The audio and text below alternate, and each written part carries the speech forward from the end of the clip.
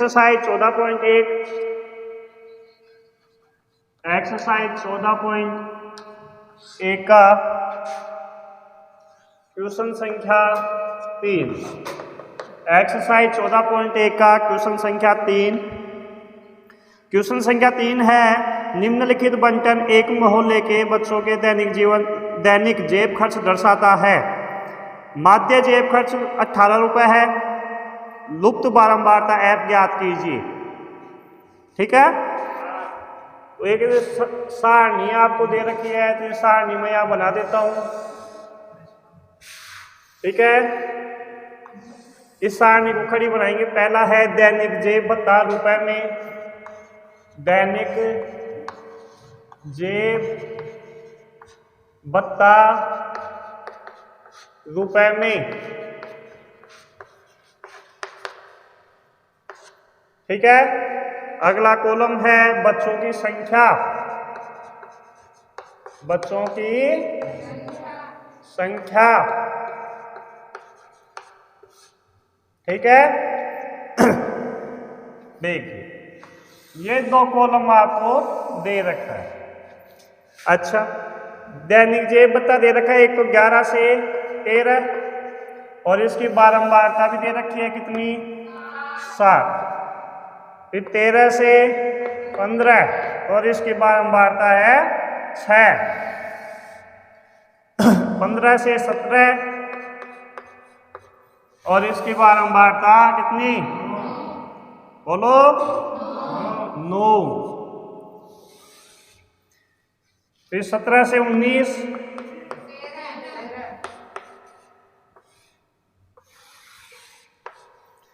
फिर 19 से 21 F,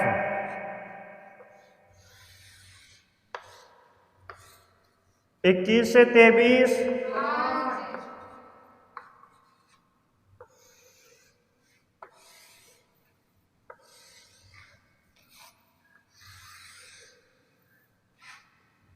23 से 25 4। ये दे रखा है। अच्छा, क्या पूछा है, माध्य माध्य की विधि का नाम दे रखा है क्या, नहीं। और आंकड़े भी क्या हैं, छोटे छोटे हैं, तो हम प्रत्यक्ष विधि से ज्ञात करेंगे। किससे, प्रत्यक्ष विधि से ज्ञात करने के लिए ये कॉलम आपको चाहिए। तीनों विधियां थी आपके पास, एक तो कल्पित माध्य विधि, एक पद विचलन विधि, एक प्रत्यक्ष विधि। तो तीनों विधियों में हमें वर्ग चिन्ह तो ज्ञात करना होता है, तो वर्ग चिन्ह ज्ञात करें सबसे पहले। तो तीसरा कॉलम होगा किसका, वर्ग चिन्ह। किसका, वर्ग चिन्ह, जिसको दर्शाते हैं किससे, xi से। और वर्ग चिन्ह कैसे निकालते हैं बताओ, दोनों को जोड़ के, हाँ, जो वर्ग अंतराल है दोनों को जोड़ेंगे, 2 का भाग। 11 और 13, 11 और 13 इनको जोड़ो, 11 13 को कितना हो गया, 24। 24 में 2 का भाग 2, 2 1 2 4, 2 दूनी 12 बार आ गया 12। ठीक है, आप ऐसे भी निकाल सकते हैं इसके बीच में कि जो बीच या वर्ग चिन्ह क्या आएगा बताओ कैसे।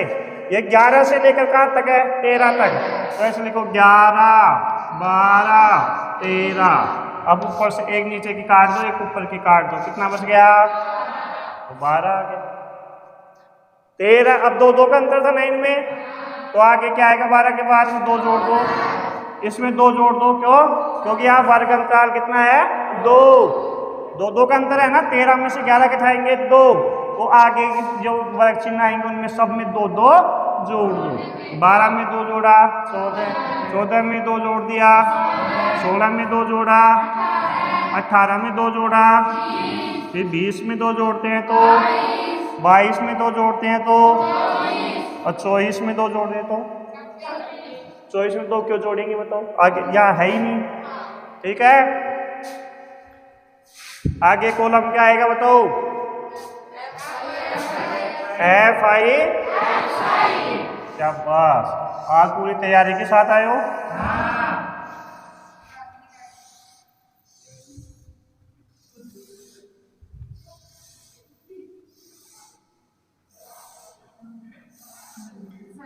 एफ आई क्या होता है F I x I. F I के कॉलम की संख्या को एक्स आई के कॉलम की संख्या से गुणा करते हैं। तो एफ आई कहाँ है, ये है एफ आई, एफ एक्स आई ये दोनों को गुणा करो, 7 को 12 से गुणा करेंगे तो हाँ 84, 6 को 14 से गुणा करेंगे तो 84 आएगा, 9 को 16 से गुणा करेंगे 16 नाम 144, 13 को 18 से गुणा करेंगे तो 234। अरे गुणा कर लो ना, 18 को 13 से गुणा करो, 13 अंके 104, हासिल की 10, 13 एकम 13 8 10 कितने हो गए 234 आ गया। फिर एफ को 20 से करेंगे तो कितना आएगा 20 एफ, ये ध्यान रखना 20 एफ, एक एफ को 20 से गुणा करेंगे तो 20 एफ आएंगे। 5 को 22 से गुणा करेंगे तो 4 को 24 से गुणा करेंगे तो अच्छा एक चीज और बताऊं, छोटी सी बात है वैसे तो, देखो बताओ एफ को 20 से गुणा करते हैं तो 20 एफ क्यों आता है, एफ का मान क्यों नहीं है, एफ का मान कुछ भी हो सकता है, 5 भी हो सकता है एफ का मान, 6 भी हो सकता है। मैं बताऊं, अरे आपको छोटी क्लास में बताया होगा 2 को 5 बार जोड़ो, 2 प्लस 2 प्लस 2 प्लस 2 प्लस 2 कितना आएगा, 2 को 5 बार जोड़ा 10 आया, 2 को 5 से गुणा करो, इसका मतलब 2 को 5 बार जोड़ने का मतलब है कि 2 को किससे गुणा कर दो, 2 गुणा 5 10, तो 2 गुणा 5 का अर्थ क्या हो गया कि 2 को कितनी बार जोड़ेंगे, 3 को मैंने 4 से गुणा किया, इसका मतलब 3 को कितनी बार जोड़ना है, 3 की घात 4 का मतलब क्या होता है कि 3 को कितनी बार गुणा करना है, घात का मतलब तो है कि गुणा करना है, और गुणा का मतलब है जोड़ना है, समझ में आई बात है। 3 गुणा 4 का मतलब 3 को 4 बार जोड़ना है। अब देखो f गुणा 20 है ना, ये कितना f है, 1 f। अब f को गुणा 20 का मतलब f को कितनी बार जोड़ना है, 1 f और 1 f 1 f 1 f, ऐसे कितनी बार 20 बार, 1 f और 1 f कितना हो गया 2 f, 2 f और 1 f है 3 f, ऐसे 20 बार जोड़ेंगे तो कितना आ जाएगा, समझ में आई बात, ये यहाँ आ गया इसलिए मैंने आपको बता दिया, ठीक है। अब देख क्या करते हैं, इन कॉलम का जोड़ करेंगे यहाँ सिग्मा एफ आई। अब एफ वाले को छोड़ दो, बाकी सबको जोड़ लो। भाई एफ तो ऐसे कैसे देगा, तो ये एफ तो ऐसे कैसे उतार दिया, प्लस एफ में अब क्या क्या जोड़ेंगे, सबको जोड़ दो, ये तो जुड़ सकती है ना, 7 6 13 13 9 22 22 13 35 35 और 5 40 और 4 44, तो सिग्मा एफ आई का मान कितना आ गया, एफ प्लस और सिग्मा एफ आई एक्स आई का मान, तो इसमें जो एफ वाला पद है कौन सा 20 एफ, इसको तो अलग लिख लो, ये तो जुड़ेगा ही नहीं किसी में, इसको तो अलग लिख लिया 20 एफ को, तो और बाकी को सबको जोड़ लो, तो ये 84 ये 84 144 234 ये 110 और ये 96, इनको जोड़ो देखिए कितना आता है, 4 4 8 4 12 4 16 6 22, हासिल की 2, अब 2 और 8 10 18 4 22 3 25 1 26 9 35, हासिल की 3 3 और 1 4 2 6 1 7, कितना आया 700, तो यहाँ लिख तो 752 है, तो सिग्मा एफ आई एक्स आई का मान कितना आया 20 एफ प्लस 752। अब हमें क्या ज्ञात करना है, माध्य, तो माध्य का सूत्र एक्स बार बराबर कितना होता है सिग्मा, शाबाश, सिग्मा एफ आई एक्स आई बटा सिग्मा एफ आई, मान रखो सिग्मा एफ आई एक्स आई का मान 20 एफ प्लस 752 बटा सिग्मा एफ आई का ऐप प्लस 44। अब जब तक आपको ऐप का मान मालूम नहीं हो जाता तब तक आगे हल कर सकते हो क्या? यहीं पे छोड़ोगे?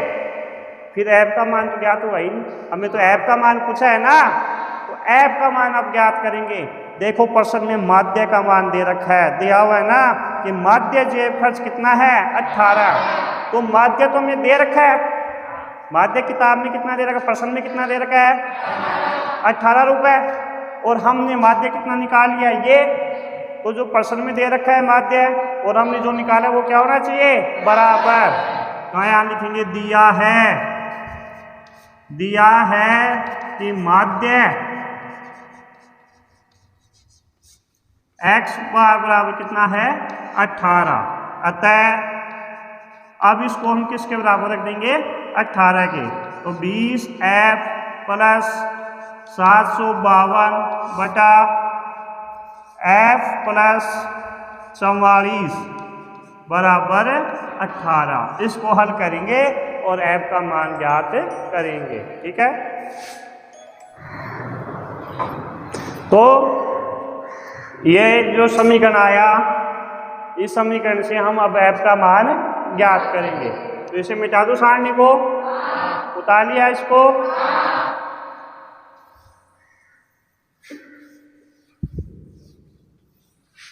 f का मान ज्ञात करना है। ये जो समीकरण आ गया, इस समीकरण से हम f का मान ज्ञात करेंगे। तो इस समीकरण को मैं यहां लिख देता हूं एक बार, 20f प्लस 752 f प्लस 44 शाबाश बराबर 18।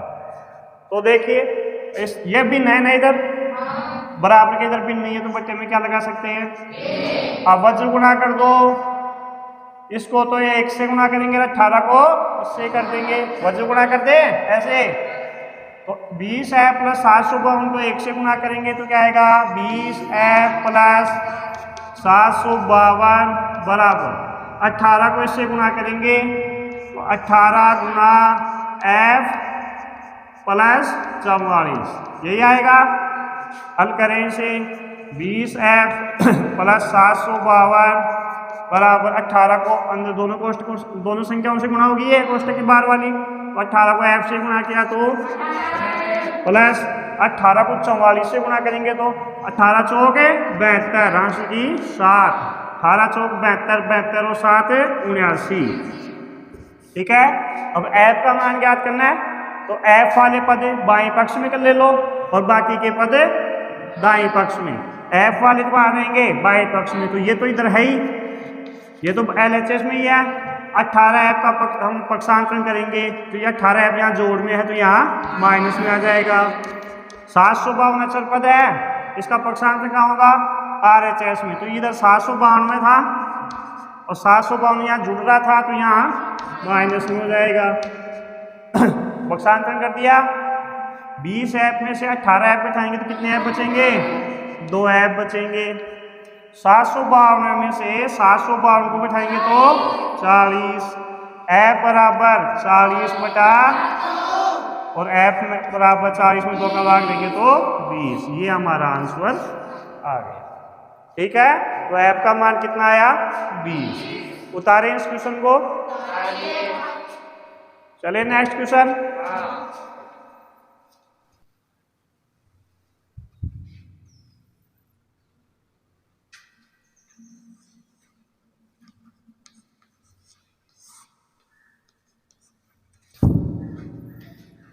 क्वेश्चन संख्या 5 है, किसी फुटकर बाजार में फल विक्रेता पेटियों में रखे आम बेच रहे थे।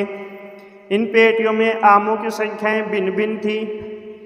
पेटियों की संख्या के अनुसार आमों का बंटन निम्नलिखित था। तो देखिए कैसा था आमों का बंटन।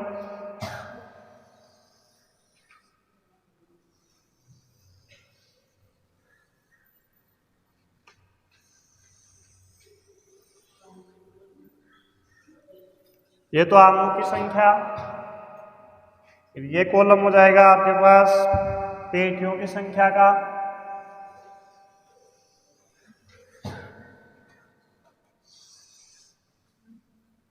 आमों की संख्या।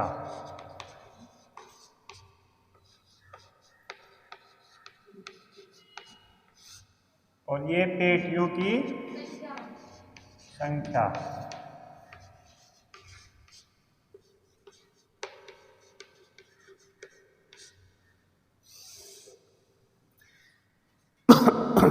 आमों की संख्या देखिए दे रखी है 50 से 52, 50 से 52।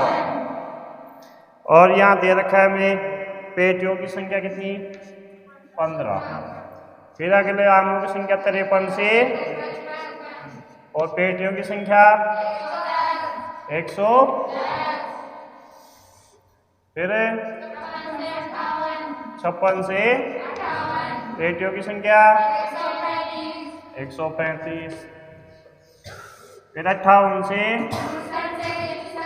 59 से, पेटियों की संख्या 115, फिर 62 से 64, और पेटियों की संख्या 25। ठीक है। तो ये जो देख रहे हैं आप इस सारणी में, इस सारणी में आप देख रहे हैं कि ये जो वर्ग अंतराल है, वर्ग अंतरालों की इस सब की जो उच्च सीमा है वो दूसरे वर्ग अंतराल की निम्न सीमा के बराबर है क्या? इसको निम्न सीमा बोलते हैं, इसको उच्च सीमा। उच्च सीमा हमेशा जैसे इससे पहले वाले जो प्रश्न कर रहे थे उसमें यहाँ जो आ रहा था वो यहाँ आ रहा था। दूसरा वर्ग अंतराल कहाँ से स्टार्ट हो रहा था? जहाँ पहला वर्ग अंतराल खत्म हो रहा है। यहाँ कहाँ खत्म हो रहा है? 52 पर। तो ये कहाँ से स्टार्ट होना चाहिए? 52 से। देखिए ये इस प्रकार से सारणी अपने को प्रश्न में दे रखी है।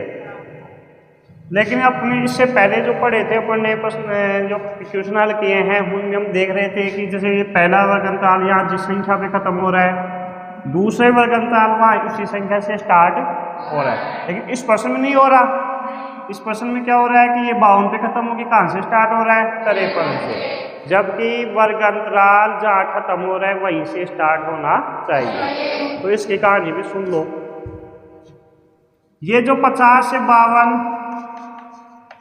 53 से 55 ये जो वर्ग अंतराल लिख रहे हैं, इसमें जो ये पहले संख्या लिखी हुई है उसे हम बोलते हैं निम्न सीमा। क्या बोलते हैं? निम्न सीमा। और जो ये लास्ट वाला है इसे बोलते हैं उच्च सीमा। ठीक है। तो इस वर्ग अंतराल की निम्न सीमा कितनी है? 50। उच्च सीमा इसका 50 से 52 का अर्थ क्या होता है ये भी समझ लो।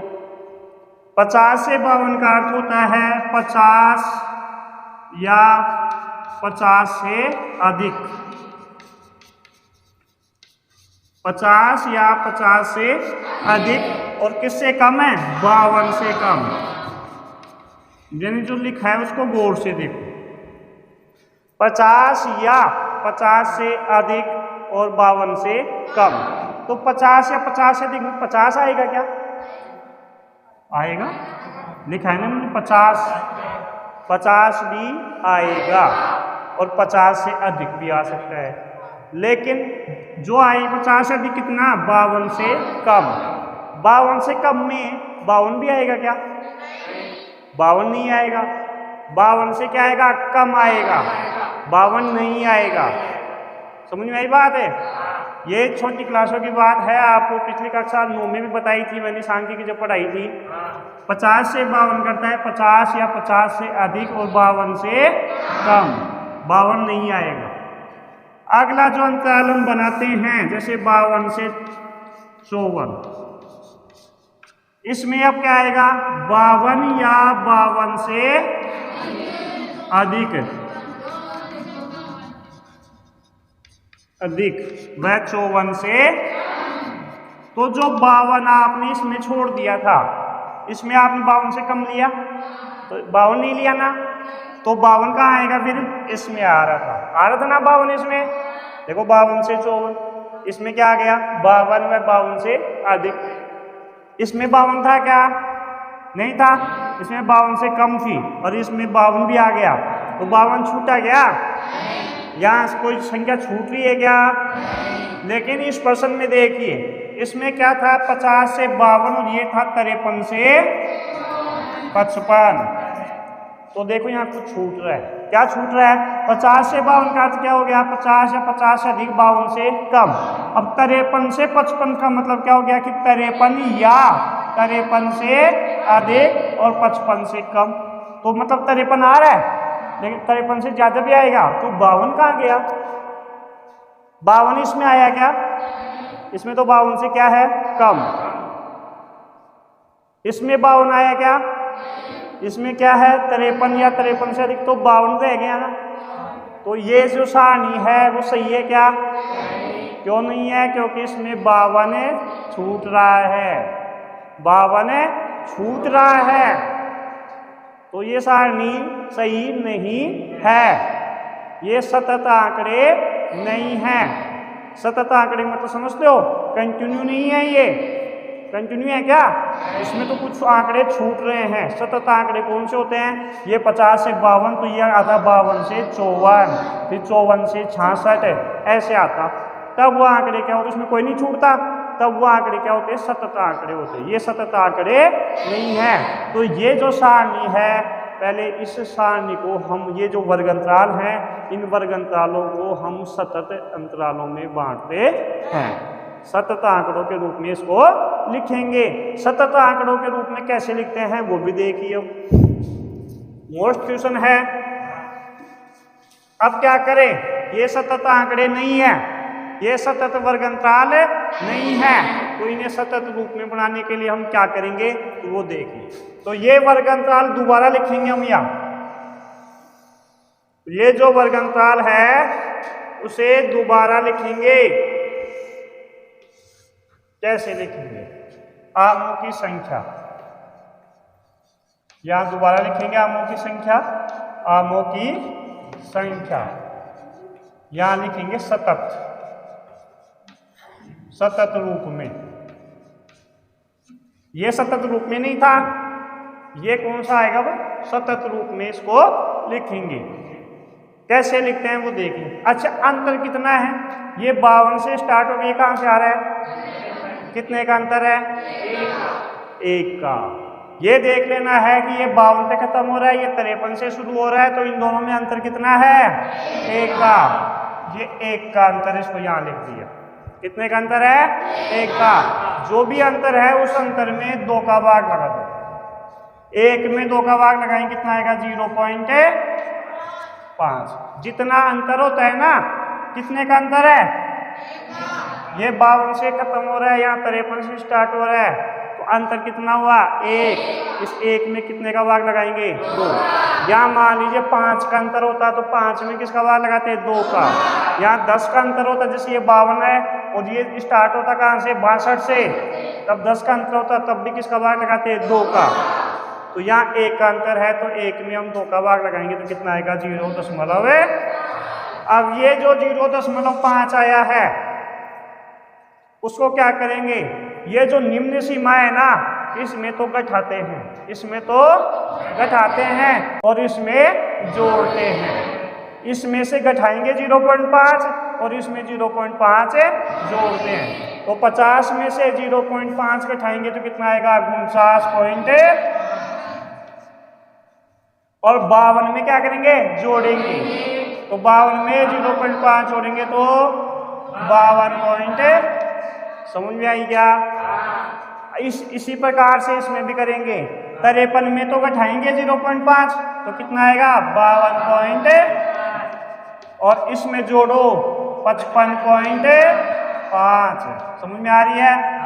56 में 0.5 घटाओ तो कितना आएगा? 55.5 और इसमें जोड़ो 58.5। समझ में आ रही है? ऐसे ही 62 में 0.5 घटाओ 58.5 और इसमें जोड़िए 61.5। 62 में 0.5 घटाओ 61.5 और 64 में 0.5 जोड़ो 64.5। अब देखिए, अब जो आपने जो बारंबारता जो वर्ग अंतराल जो बनाए हैं वो सतत रूप में क्या? पहला अंतराल जहां खत्म हो रहा है, दूसरा अंतराल वहां से स्टार्ट हो रहा है ना। देखिए 52.5 पे खत्म हो रहा है, 52.5, ये 55.5 पे खत्म हो गया, 55.5 से चालू हो गया। ये आंकड़े कैसे हो गए? अब सतत, ये सतत नहीं थे तो इनको हमने पहले किस में बना लिया? सतत। बारंबारता में कोई चेंज नहीं होगा, बारंबारता यही रहेगी, एफ आई का मान यही रहेगा। समझ में आई बात? एफ आई का मान यही रहेगा, केवल चेंज क्या हुआ है? वर्ग अंतराल चेंज हुए हैं। वो भी चेंज क्यों हुए हैं? क्योंकि आंकड़े सतत नहीं थे तो इनको सतत आंकड़ों में बनाया है। समझ में आई बात? अब आगे कोई काम, पहले क्या करना है? वर्ग चिन्ह, वर्ग चिन्ह बारंबार तो आई गई। अब क्या निकालेंगे? पहले वर्ग चिन्ह ज्ञात करेंगे। वर्ग चिन्ह, ठीक है। वर्ग चिन्ह को किसे लिखते हैं? एक्स आई। एक्स आई कैसे? इन दोनों को जोड़ के 2 का भाग लगा दो। इन दोनों को जोड़ो, कितना आएगा? 49.5 और 52.5 को जोड़ो, 5 और 5 10, हासिल की 1, पॉइंट के नीचे पॉइंट लगाओ, 1 9 10 और 2 12, हासिल की 1 और 4 5 और 5 10, 102 आया। इस 102 में 2 का भाग लगाओ। दोनों को जोड़ के 2 का भाग लगाते हैं ना, जोड़ के किसका भाग लगाते हैं? 2 का। 2 का भाग देंगे, 2 पंजे 10, आगे 2 उतारेंगे, 2 एका 2, शेष पर कितनी बार गया? यहाँ क्या जाएगा? 51। अब देखिए इनमें कितने तक का अंतर है? 49.5 में 3 जोड़ेंगे तो 52.5 आएगा, 52.5 में 3 जोड़ेंगे तो 55.5 आएगा। 3 3 का अंतर है ना, तो इसमें भी 3 3 जोड़ते जाओ। 51 में 3 जोड़ेंगे तो 54 में 3 जोड़ेंगे तो 57 में 3 जोड़ा तो 60 में 3 जोड़ा तो, समझ में आ रही है? आप इन दोनों को जोड़ के 2 का भाग लगाएंगे तो भी 63 ही आएगा। ये तो मैंने सीधा बता दिया भाई, इनमें 2 2 का अंतर है तो 2 2 जोड़ते जाओ। यदि आप इन दोनों को जोड़ेंगे 2 का भाग लगाएंगे तो 54 ही आएगा। इन दोनों को जोड़ेंगे 2 का भाग लगाएंगे तो 57 ही आएगा। लेकिन इतने पर जोड़ेंगे 2 का भाग लगाएंगे, इससे बढ़िया है कि इनमें अंतर 3 3 का अंतर है तो इसमें 3 3 जोड़ते जाओ। ठीक है, ये क्या आ गया? वर्ग चिन्ह आ गया। अब बताओ कौन सी विधि से करना चाहते हो? पग विचलन विधि से। पग विचलन विधि के लिए मैंने बताया था सीधा ही UI का मान ले लो। पहले तो A का मान लिखो, A का मान जो बीच में 51 या 63, 54 60, बीच में कौन है? 57। अब UI का मान सीधा ही लिख दो।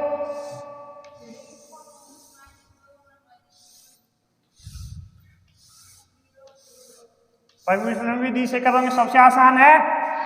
तो 57, आपने A का मान 57 लिया तो इसके सामने 0, इसके ऊपर -1 -2 1 2, ठीक है।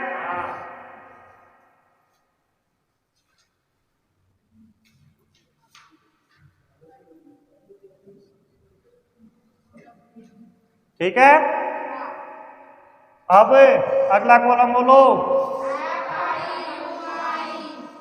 FI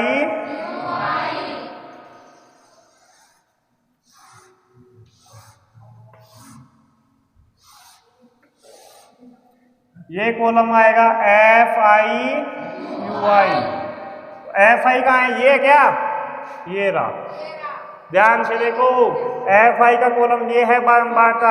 FI को UI से गुणा करके लिखेंगे, 15 को -2 से गुणा करेंगे तो -30, 110 को -1 से गुणा करेंगे तो -110, 135 को 0 से गुणा करेंगे तो 0, 115 को 1 से गुणा करेंगे तो 100, 25 को 2 से गुणा करेंगे तो 50।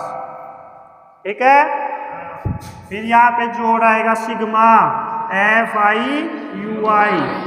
जोड़ते कैसे हैं, पहले माइनस वाली संख्याओं को यहाँ जोड़ के लिख लो। 30 को 110 से जोड़ेंगे 140, और प्लस वाली संख्याओं को भी जोड़ के लिख लो। 115 और 50 को जोड़ेंगे तो ये 1140, 140 है नहीं। 115 में 50 जोड़ेंगे तो 165। अब 165 में से 140 माइनस का है ना, तो घटाएंगे। 165 में से 140 घटाए तो 25 बचा ना। और सिग्मा FI का मान भी ज्ञात करेंगे। सिग्मा FI 5, 5, 10, 5, 15, 5, 20 हासिल की 2, 2 और 1 3 और 1 4, 3 7, 1 8, 2 10 हासिल की 1, 1 और 1 2 और 1 3 और 1 4, कितना आया 400। अब पग विचलन विधि से सारणी बनाई है तो पग विचलन विधि का सूत्र लगाएंगे और माध्य ज्ञात करेंगे। इसको उतार लिया क्या?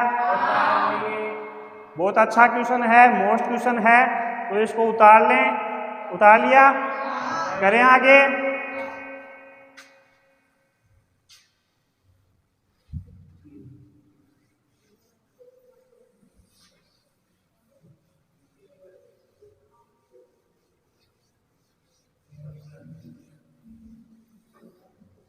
तो देखिए, पग विचलन विधि से माध्य,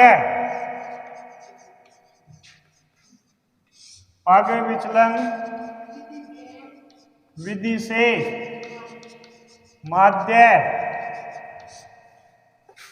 x बार बराबर, सूत्र लिखेंगे a प्लस सिग्मा FIUI बटा सिग्मा FI गुणा x। a का मान कितना था 57, लिखा था ना सारणी में। सिग्मा FIUI का मान और सिग्मा FI का मान गुणा h का मान वर्ग अंतराल। और वर्ग अंतराल कौन से आंकड़ों का ले रहे हो? सतत आंकड़ों का, जो पॉइंट तो बाद में निकाले है ना, उनका वर्ग अंतराल लेना है। ठीक है, तो पहले सॉल्व करेंगे। 57 प्लस 25 को 3 से गुणा करो 75 बटा 400। मैंने बोला कि पहले सॉल्व करें हमेशा। 75 में किसका भाग देना है? 400 का। अब 400 में भी आप पहले 4 का दे लो, ठीक है। फिर 2 जीरो छोड़ के पॉइंट लगा देंगे, 2 अंक छोड़ के क्या लगा देंगे? पॉइंट। तो किसका दे लो? 4 का। 75 में हम भाग दे देते हैं किसका? 4 का। 4 एका 4, शेष पर 3, आगे उतारेंगे 5, ठीक है। 4 अंके 32, शेष पर 3, आगे कुछ नहीं है तो यहाँ लगा दो पॉइंट 0। 4 अंके 28, शेष पर 2, फिर 1 जीरो उतार लो। 4 पंजे 20, शेष पर कितना आया? 18.75। ये 2 जीरो बच गई थी ना, 2 जीरो का मतलब 100 बच गया है। यहाँ क्या बच गया? 100। 400 में 4 गुना 100 लिख सकते हैं। 4 का भाग दिया तो ये आया। अब 100 का भाग देंगे। 100 का भाग देना आता है? कितनी जीरो है 100 में? तो ये 10.2 अंक आगे आएगा। 1 2 यहाँ आ जाएगा। कितना आ जाएगा? 0.1875। ये 100 का भाग दे दिया। 10 का, 100 का, 1000 का, इनका भाग देना आसान है। जितनी जीरो है दशमलव को बाईं ओर किसका दो? बाईं ओर किसका दो? तो ये 2 जीरो है तो दशमलव को बाईं ओर 2 स्थान किसका दो? 1 2। यहाँ लगा दो पॉइंट। अब पॉइंट से पहले क्या लगा दो? 0। तो 57 में 0.1875 जोड़ेंगे तो कितना आएगा? 57.1875। ये हमें हमारा आंसर प्राप्त हुआ। ठीक है, ये माध्य होगा। तो जब आंकड़े सतत रूप से नहीं दिए गए तो उनको सतत रूप में बनाएंगे और फिर प्रश्न को हल करेंगे। ये मोस्ट क्वेश्चन था, उतारें।